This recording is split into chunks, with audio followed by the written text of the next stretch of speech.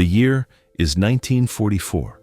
East Prussia becomes the stage not only for bloody battles, but for the most bizarre disappearances in the history of the Third Reich. In July of that year, a special-purpose railway train departed from Königsberg Station, which was not officially listed in any Reich railway schedule. The train was codenamed Object Echo 9. Its cargo was so secret that every platform was covered with heavy tarpaulin, and security was provided by an elite Abwehr unit reporting directly to Berlin. The train was carrying a captured Soviet prototype seized during the Red Army retreat in the Baltic coastal region. This was a prototype of an active acoustic cloaking system, a device that had the ability to distort sound waves and, according to theoretical calculations, make military equipment completely invisible to British and American radars of the time. The Soviet development, according to the testimonies of the German engineers who managed to inspect it, was based on the principle of creating a resonant sound field around an object.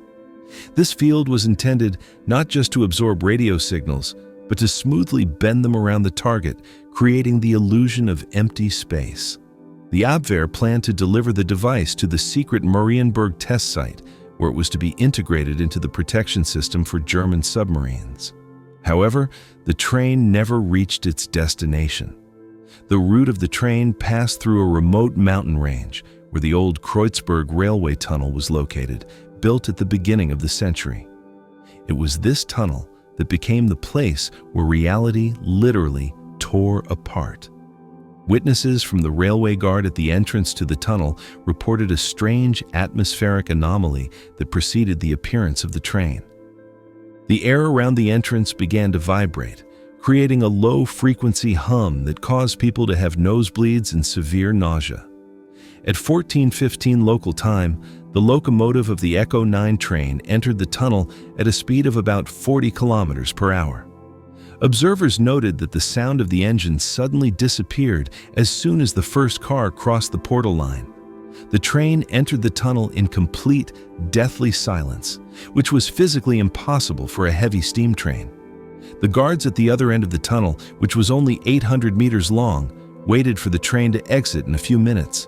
But 10 minutes, half an hour passed, and the tunnel remained empty. When the alarm was raised, a special Abwehr unit entered the Kreuzberg tunnel from both sides. What they found defied logical explanation. The tunnel was empty. There were no signs of an accident, no debris, smoke, or cargo residue. The rails were perfectly clean, but on the walls of the tunnel they found strange crystalline formations similar to vitrified sand. Moreover, all the mechanical watches of the search groups stopped exactly at 14:17, the moment when the train should have been in the very center of the tunnel. The train, with 8 cars, a locomotive, and over 40 security personnel, simply ceased to exist within the physical space of Prussia. An official Abwehr report, later found in Himmler's secret archives, dryly stated, "Object Echo 9 entered a phase of zero visibility. Return to the material plane was not recorded." The conclusions of the secret scientific commission that arrived on the scene a day later were even more shocking. It turned out that the Soviet acoustic cloaking device was activated directly while moving through the tunnel. The enclosed space of the tunnel acted as a giant resonator. Sound waves, instead of dissipating, began to reflect endlessly from the walls, creating a standing wave effect of incredible power. This energy, according to the version of the Reich physicists, caused a rupture in the space-time continuum. The train did not disappear in the usual sense of the word. It became a victim of its own invisibility technology, passing into a state where sound and light no longer interact with matter. The Echo 9 train remained in the tunnel, but in another dimensional plane, where it perhaps continues its movement today. This disappearance was so dangerous for the Abwehr's reputation that the tunnel was ordered to be blown up from both sides, and all records of the operation were erased from the official history of the war. The immediate aftermath of the Echo 9 disappearance triggered an unprecedented security lockdown across the entire East Prussian rail network. The Abwehr was paralyzed by the realization that their most valuable captured asset was not just stolen or destroyed, but had fundamentally altered the local physical environment of the Kreuzberg Tunnel. Security teams led by SS Sonderkommando units arrived within hours to establish a 3-kilometer exclusion zone around the mountain range.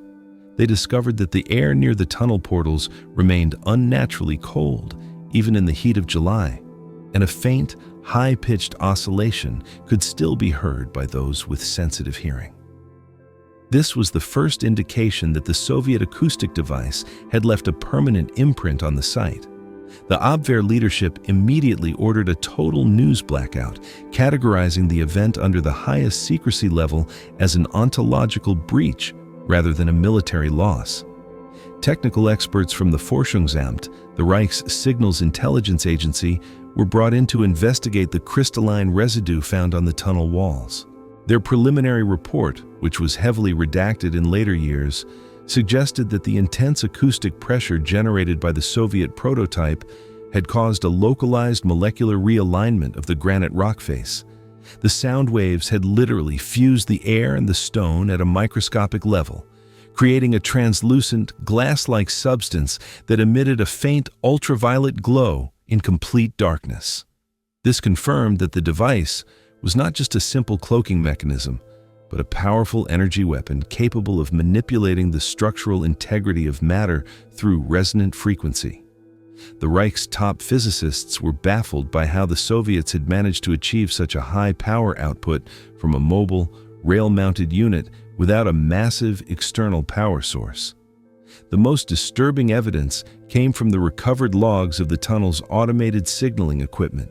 The electrical sensors, which were designed to trigger lights when a heavy object passed over the rails, had recorded a bizarre sequence of events. According to the data strips, the weight of the train was detected at the entrance, but as it reached the midpoint of the tunnel, the sensors began to report a negative mass value. It was as if the train was becoming lighter than the air itself before finally vanishing from the sensors altogether. This data suggested that the acoustic field had not only bent light and sound, but had also begun to counteract the force of gravity. The implications were terrifying for the German High Command, as it suggested that the Soviets had accidentally or intentionally discovered a method of gravitational manipulation through acoustics. A second search party, equipped with specialized heavy suits and primitive magnetic sensors, was sent into the tunnel 4 days after the disappearance. They found that the rails in the center of the tunnel had been warped into strange, non-Euclidean curves, despite there being no evidence of heat or mechanical force applied to them. The metal had simply been vibrated into a new shape. More importantly, the search party reported hearing ghost sounds emanating from the walls, including the distinct rhythm of a steam locomotive and the muffled shouts of German soldiers in a state of panic. These sounds were not echoes, but seemed to be trapped in a repeating loop, suggesting that a fragment of the 1417 time slice was permanently etched into the tunnel's acoustic environment. The search party suffered from severe psychological distress, with several members claiming they saw the shimmering, transparent outline of a train car floating inches above the ground. The decision was then made by the Abwehr and the SS to abandon all hope of physical recovery. They realized that the Echo 9 train was no longer in a state that could be retrieved by conventional means.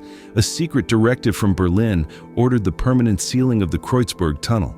Specialized demolition teams were brought in to plant massive charges at both ends of the mountain passage.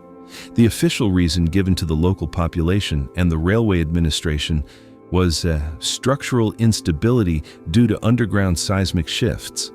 On the evening of July 28th, the tunnel was collapsed, burying the remains of the Echo 9 mission and its 40 witnesses under millions of tons of mountain rock. However, the demolition did not stop the anomalies.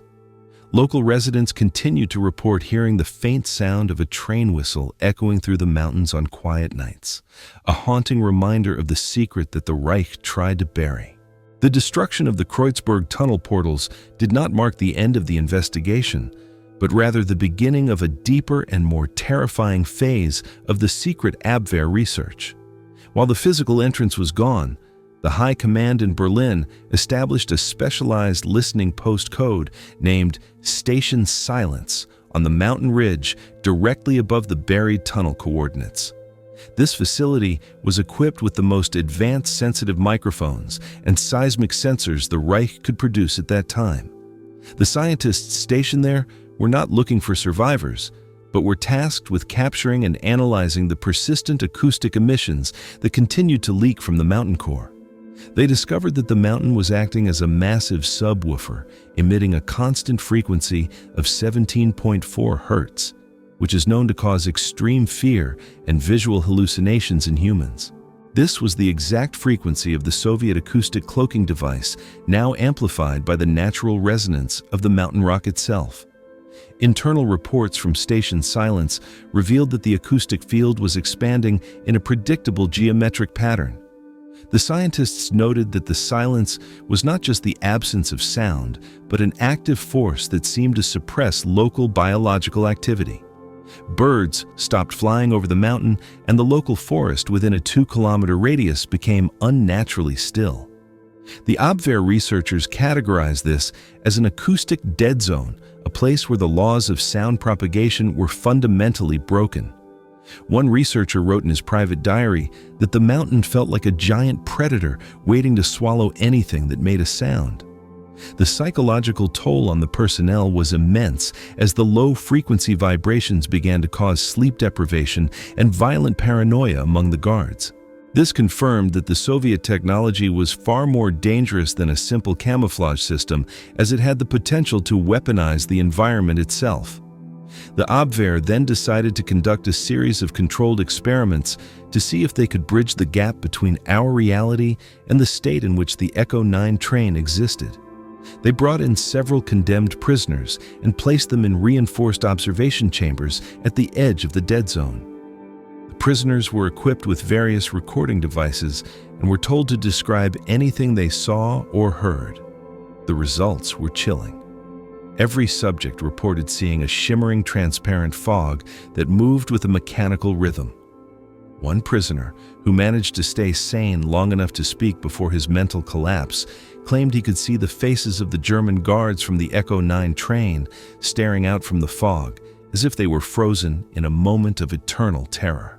The recording devices captured nothing but a rhythmic static that matched the exact tempo of a steam engine's piston movements. The most shocking discovery came when the scientists analyzed the magnetic fluctuations over the site using a modified airborne magnetometer. They found that the mountain had developed a massive magnetic dipole that was inconsistent with the local geology. It was as if a giant iron object was moving back and forth inside the sealed tunnel at incredible speeds, yet the seismic sensors recorded no physical movement of rock or earth. This led to the theory that the Echo 9 train had been transformed into a kinetic ghost, an object that possessed momentum and mass in a different dimensional frequency, but was still tethered to its original location in our spacetime. The Soviet device had effectively turned the train into a perpetual motion machine that was perpetually traversing the 800 meters of the Kreuzberg tunnel in a loop that ignored the physical barriers of the collapsed rock. By late 1944, the situation at Station Silence became untenable as the Red Army began its massive offensive into East Prussia. The Abwehr was forced to abandon the site, but they could not leave the research data or the listening post intact for the Soviets to find. A special liquidation squad was sent to the mountain with orders to execute all research personnel and destroy the listening facility with thermite charges. The official records of Station Silence were flown back to Berlin on one of the last remaining Junkers transport planes, only to be lost when the aircraft was intercepted and crashed near the Baltic coast. The mountain was left to the elements, but the acoustic anomaly remained active. When the Soviet forces eventually moved through the region, their own scouts reported a terrifying sense of dread in the Kreuzberg area, and many soldiers refused to camp anywhere near the mountain, citing the whistles of the dead that could be heard through the ground. The Soviet arrival in East Prussia during the winter of 1945 brought a new level of scrutiny to the legend of the vanished train. Soviet intelligence, the NKVD, was already aware of the missing Echo 9 shipment because the original prototype had been tracked by their own agents before its capture by the Abwehr. When the Red Army reached the coordinates of the sealed Kreuzberg tunnel, they did not find a mountain, but a site of profound physical instability. Soviet engineers noted that their radio equipment malfunctioned within a 5-mile radius of the blast site, and their compasses spun uncontrollably. The NKVD immediately established their own classified research zone code named Sector 0 and began a systematic excavation of the collapsed tunnel. They were not looking for the train itself, but for the specific isotopic signature of the acoustic generator, which they believed was still functioning deep beneath the rubble. The excavation process was plagued by terrifying and unexplained accidents. Workers reported that the rock they were digging through would sometimes become soft and liquid for several seconds before instantly rehardening, often trapping their tools or even limbs inside the solid stone. The chief Soviet engineer Smirnov noted in his classified report to Moscow that the mountain seemed to be breathing and that the stone itself was vibrating at a frequency that caused human teeth to shatter. Despite these horrors, the NKVD pushed forward using heavy mining equipment and primitive sonar technology. They eventually managed to reach the central chamber of the original tunnel, where they expected to find the wreckage of the Echo 9 train. Instead, they found a perfectly smooth, circular void, as if a giant sphere of matter had been surgically removed from the center of the mountain. Inside this void, the laws of physics were completely suspended. The air was filled with a thick silver mist that moved in synchronization with a deep, rhythmic thumping sound that resembled a human heartbeat, but at a much slower tempo. The Soviet scientists lowered a series of specialized cameras and sensors into the void, but the equipment returned only distorted images of what looked like a blurred metallic structure moving at impossible speeds. One scientist theorized that the Echo 9 train was stuck in a time-dilated loop, where every second in our world corresponded to only a fraction of a millisecond for the people on the train. This would explain why the train appeared to be a shimmering blur and why it was impossible to physically interact with it. The Soviet device had created a pocket of reality that was literally moving too fast for our world to perceive or touch. The most horrifying discovery occurred when a young Soviet technician accidentally stepped into the boundary of the silver mist. To the observers, he appeared to freeze instantly, and then his body began to stretch and blur along the path of the unseen train. His screams were not heard as sound, but were felt as a series of sharp pressure waves in the air. Within seconds, he had completely vanished into the mist. However, the sonar equipment began to pick up a new sound, a human voice calling out in Russian, but the voice was slowed down so much that it took 3 hours for the technicians to recognize a single word. This confirmed that anyone caught in the field became part of the acoustic loop preserved forever in a state of hyper-accelerated existence. The NKVD realized that the technology was not just a camouflage system, but a gateway to a state of being that was fundamentally incompatible with human life. As the Cold War began to freeze the borders of Europe, the Soviet Union decided that the site was too dangerous to keep active. They feared that the Americans might detect the massive acoustic emissions, or that the void might expand and swallow the surrounding military infrastructure. In 1947, the NKVD ordered the entire Sector 0 to be flooded with thousands of tons of liquid concrete mixed with lead and boron to dampen the acoustic resonance. The mountain was then declared a permanent military exclusion zone, and it was removed from all official Soviet maps. The research data gathered during the excavation was sent to a secret laboratory in Siberia, where it served as the forbidden basis for Soviet experiments in trans-dimensional warfare. The Echo 9 train and its crew remained entombed in the concrete, but the rhythmic heartbeat of the mountain continued to be detected by long-range seismic monitors for decades to come. The final legacy of the Echo 9 incident lies in the deep black archives of the Soviet era, where it was categorized as the ultimate failure of uncontrollable science. By the early 1950s, the secret Siberian laboratory tasked with analyzing the Sector 0 data reached a terrifying conclusion regarding the nature of the acoustic cloaking device. They determined that the Soviet prototype had not just bent sound and light, but had effectively collapsed the local Higgs field within the Kreuzberg tunnel. This collapse meant that the train and everything inside it had lost its original atomic mass and had been converted into a pure wave function. The Echo 9 train was no longer a physical object made of steel and flesh, but a massive self-sustaining frequency that occupied the same space as the mountain rock without ever touching it. This explained why the concrete injection of 1947 failed to stop the rhythmic vibrations, as you cannot bury a sound with liquid stone. The research into the Echo 9 anomaly led the Soviet Union to develop a highly classified branch of physics known as non-material ballistics. They realized that if they could replicate the frequency of the vanished train, they could theoretically fire projectiles that would pass through enemy armor or fortifications as if they were made of air, only to rematerialize inside the target. However, the project was eventually abandoned because the power requirements were astronomical, and every test subject exposed to the experimental field suffered the same fate as the Echo 9 crew, becoming a ghost trapped in a time-dilated loop. The Soviet military command decided that the risk of creating permanent holes in reality was too great, even for the sake of global dominance. The Echo 9 incident became a cautionary tale whispered among high-ranking scientists about the dangers of weaponizing the fundamental structure of the universe. In the decades following the collapse of the Soviet Union, independent researchers and urban explorers began to piece together the fragments of the Prussia Ghost Train legend.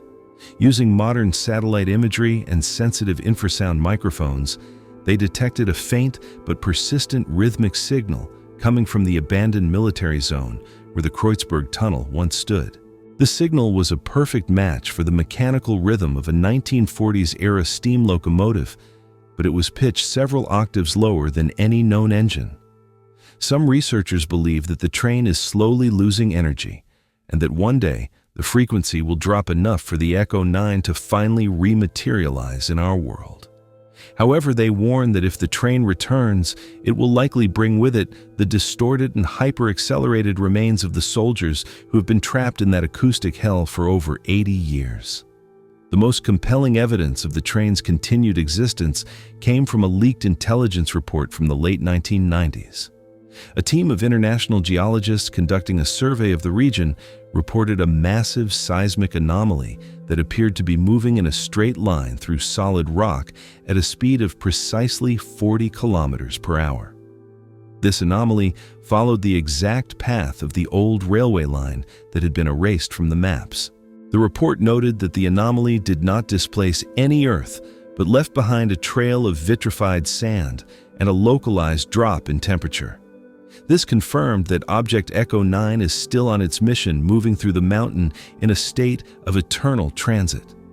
The secret that the Abwehr and the NKVD tried to bury has become a permanent part of the Earth's crust, a ghost in the machine of reality that refuses to be silenced by time or concrete. Today, the site of the Kreuzberg tunnel remains a place of profound dread and mystery. The forest has reclaimed the surface, but the animals still avoid the center of the exclusion zone, and the air remains unnaturally cold even during the hottest summers. The story of the train that entered a tunnel and never came out is no longer just a wartime myth, but a documented encounter with a technology that bypassed the laws of nature.